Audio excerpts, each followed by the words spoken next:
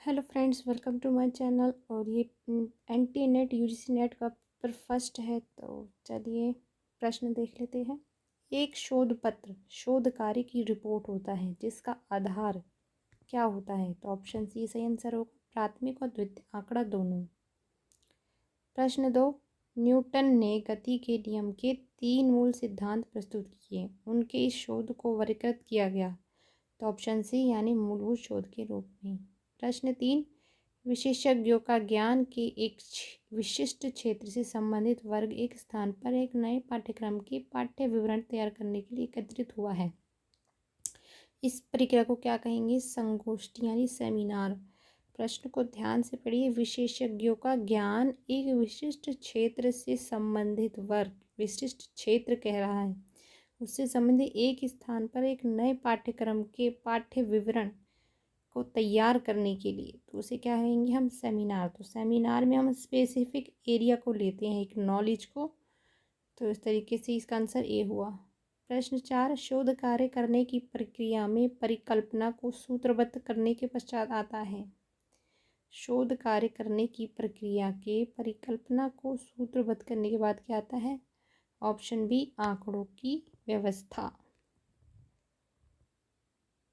तो ये पैराग्राफ है, आप पैराग्राफ को पॉज करके फिर इनके आंसर्स को खुद भी लगा सकते हैं, और इसके बाद हम सीधा क्वेश्चंस करेंगे।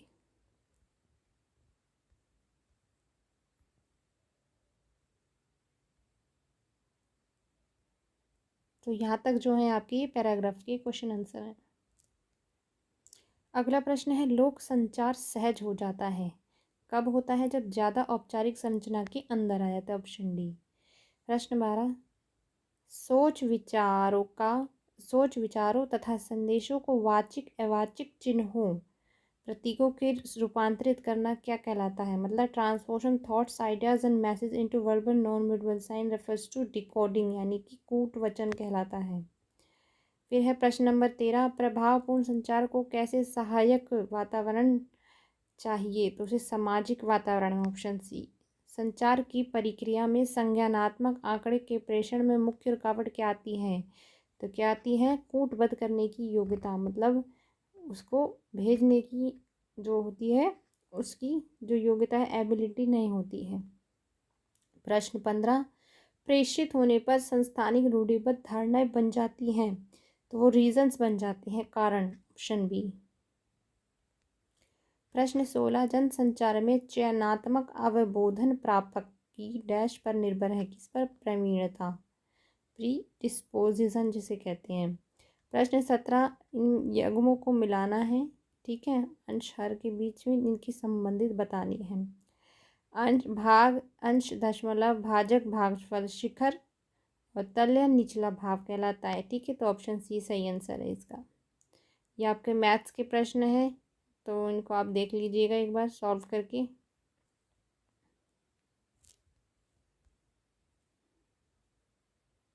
आप इन्हें पॉज करके खुद ही इनको सॉल्व कीजिएगा। अगर आपको मैं सॉल्व करके दूंगी तो वीडियो बहुत लंबा हो जाएगा।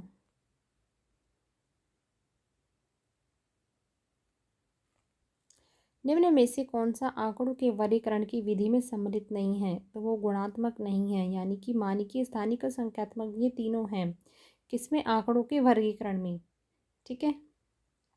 डाटा क्लासिफिकेशन करने के लिए हमें नॉर्मेटिव, स्पेटियल और क्वांटिटिव की आवश्यकता होती है, लेकिन गुणात्मक की नहीं। फिर है 27वां प्रश्न, निम्न में से कौन सा आंकड़ों का स्रोत नहीं है? तो वो क्या है? GIS आंकड़ों का स्रोत नहीं है, लेकिन प्राशनिक एडमिनिस्ट्रेटिव रिकॉर्ड्स हो गए, हमारी पॉपुलेशन सेंसस हो गई, सैंपल सर्वे, ये सब जो है आंकड़ों के स्रोत माने जाते हैं, लेकिन GIS नहीं माना जाता। प्रश्न 28, यदि कथन कुछ व्यक्ति निर्दयी हैं सही नहीं है, तो निम्न में से कौन सा कथन सही है? तो ए और दो दोनों सही है, ठीक है।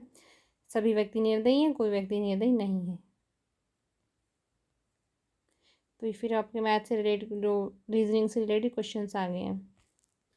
अगला है, इंटरनेट की भाषा में DNS का अर्थ क्या होता है? तो इसका नाम क्या होता है? Distribute name system. DNS का मतलब क्या हो जाएगा? Distribute name system. फिर HTML, hyper text markup language, HTML की फुल फॉर्म है। फिर है LAN, लैन क्या है? इथरनेट है, एक प्रकार का इथरनेट, लैन LAN। निम्न में से कौन सा सही कथन है? तो COS एक स्मार्ट कार्ड प्रचालन प्रणाली है। फिर है गंगा कार्य योजना प्रारंभ की गई, तो वो 1990 में की गई गंगा कार्य योजना प्रारंभ। अगला है भारत के शक्ति खंड में भाग की दृष्टि से ऊर्जा के स्रोत का सही क्रम। तो पहले न्यूक्लियर आएगा, जलीय, वायु, फिर तापीय। पहले क्या आएगा? न्यूक्लियर, फिर जलीय, फिर वायु और फिर तापीय। ठीक है, न्यूक्लियर, हाइड्रो पावर, फिर विंड पावर, विंड, ठीक है, फिर थर्मल। न्यूक्लियर।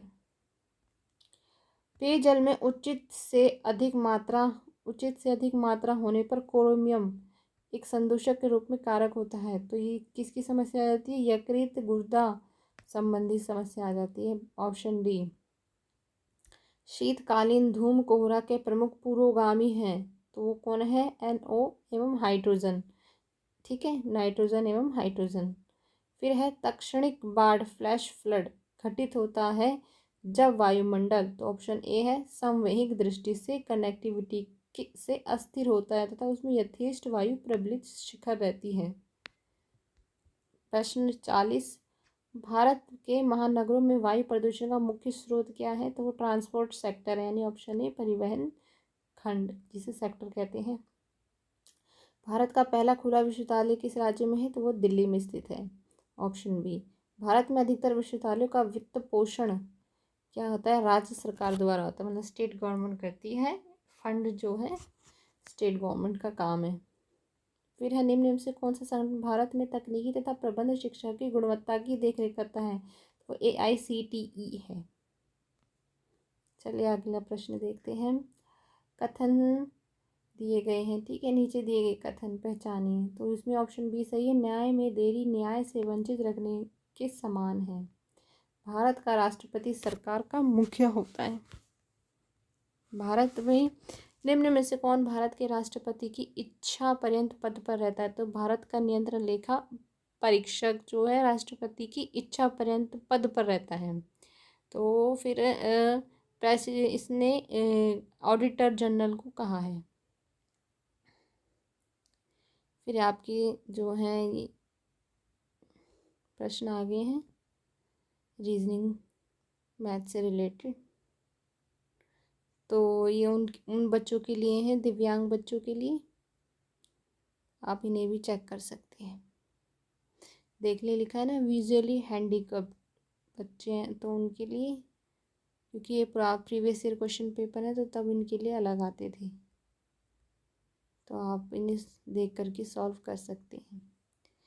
फिर है प्रश्न नंबर 53, कक्षा में प्रभावी अनुशासन के लिए अध्यापक को चाहिए उनसे नरमी के साथ दृढ़ता बरते। ठीक है, तो ये टीचिंग एप्टीट्यूड से रिलेटेड प्रश्न है। ऑप्शन डी सही आंसर। फिर है प्रभावी शिक्षण सहायक सामग्री वह है जो सभी ज्ञानेंद्रियों को सक्रिय करती है, यानी ऑप्शन बी। छात्रों में वे अध्यापक लोकप्रिय होते हैं जो उनकी समस्याओं के समाधान में सहायक होते हैं, ऑप्शन बी। एक प्रभावी कक्षा के वातावरण का मूल तत्व क्या है? शिक्षक छात्रों की सजीव अंतरक्रिया होगी जब, तो 56 का है बी। फिर है कक्षा, यदि कक्षा के पहले दिन छात्र किसी अध्यापक को स्वयं का परिचय देने के लिए कहे तो अध्यापक को चाहिए कि वे अपने बारे में संक्षेप में बता दें। ठीक है, ऑप्शन बी। नैतिक मूल्यों का प्रभावी रूप से विकास किया जा सकता है यदि अध्यापक ऑप्शन बी सही आंसर, स्वयं उन पर आचरण करें। शोधार्थी के आवश्यक गुण क्या होते हैं? तो उपयुक्त सभी, ऑप्शन डी, यानी कि स्वतंत्र परिश्रम की प्रति, ठीक है, परिप्रश्न की प्रवृत्ति, अवलोकन एवं प्रमाण की निर्भरता, ज्ञान का व्यवस्थीकरण अथवा सिद्धांतीकरण। शोध किया जाता है, तो 1, 2, 4 यानी कि डी ऑप्शन। एक क्या है? नए ज्ञान के सृजन के लिए। तीसरा शोध उपाधि प्राप्ति के लिए, और चौथा है विद्यमान ज्ञान की पूर्ण व्याख्या के लिए। ठीक है, तो वीडियो कैसा लगा मुझे कमेंट बॉक्स में ज़रूर लिखिएगा, और ऐसे ही हमारे चैनल पर जो है वीडियोस को देखते रहिए, बने रहिए। और सोशियोलॉजी और ये फर्स्ट की तैयारी लगातार हम चैनल पर आपको करा रहे हैं, तो फीडबैक ज़रूर दीजिएगा। और वीडियो को देखने के लिए आप सभी का बहुत बहुत शुक्रिया।